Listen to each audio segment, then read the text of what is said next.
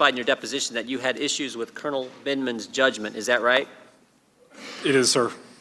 And you said specifically that you had concerns with Colonel Vinderman exercising, quote, appropriate judgment as to whom he said what. Is that right? It is, sir. You testified that Dr. Hill, your predecessor at NSC, told you that she had concerns about Colonel Vinderman's judgment. Is that right? It is, sir. And you testified that Colonel Vinderman did not always adhere to the chain of command. Is that right? I believe so, yes, sir. You testified that you were aware of issues with Colonel Vinderman trying to access information outside his lane. Is that correct? Sir, I believe I stated that I was aware that there were those who were concerned about that. Yes, sir. Okay, thank you. You testified that Colonel Vinderman was not included on certain trips. Is that right? Yes, sir. And you testified that colleagues expressed concerns to you about Colonel Vinderman leaking information. Is that right? Yes, sir.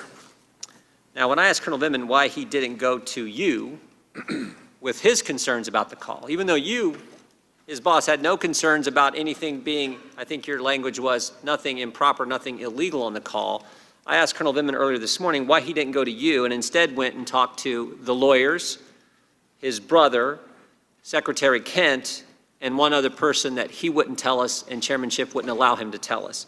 When I asked him why he did that, he indicated that the lawyers had instructed him to do that, and he tried to get a hold of you. Is that fair?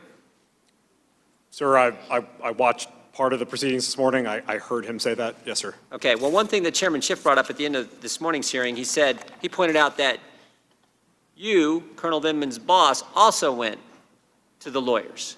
But your reason for going to the lawyers was a little different, wasn't it? Yes, sir.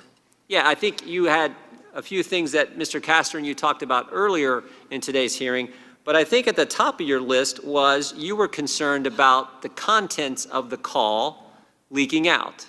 Is that fair? Yes, sir. And that's exactly what happened, isn't it?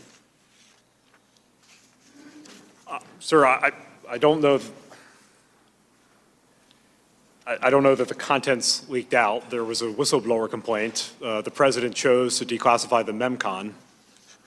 Well, it seems to me you were prophetic, Mr. Morrison, because you said in your statement today, as I stated during my deposition, I feared at the time of the call on July 25th how the disclosure of the contents of the call would play in Washington's political climate.